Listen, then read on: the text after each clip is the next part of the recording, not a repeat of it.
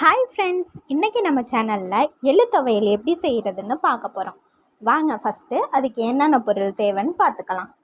கொஞ்சோண்டு தேங்காய் திருவல், 2 வெங்காயம், 6 பூண்டு பல், கொஞ்சம் கருவேப்பிலை, அப்புறம் ஒரு 10 பட்டை மிளகாய்.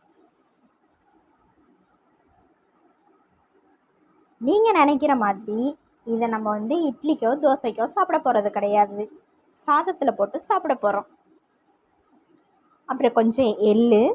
வாங்க இப்போ எப்படி செய்கிறதுன்னு பார்க்கலாம்.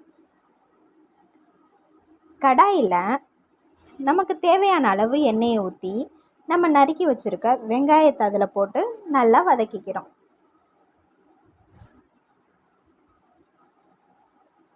அப்புறம் அதில் பட்டை மிளகாய் சேர்த்துக்கிறோம்.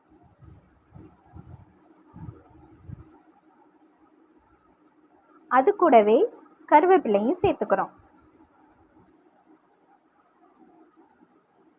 அப்புறம் பூண்டு பல்லையும் சேர்த்து நல்லா வதக்கிக்கிறோம். அப்புறம் நம்ம திருகி வச்சுருக்கோம் இல்லைங்களா தேங்காய் துருவல், அதையும் அதோட போட்டு நல்லா மிக்ஸ் பண்ணிக்கிறோம்.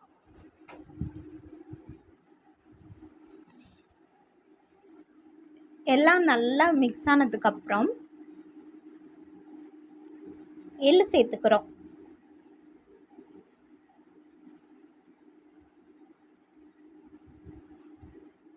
இப்போ எள்ளு நல்லா பொரிஞ்சு வந்துட்டுருக்கு.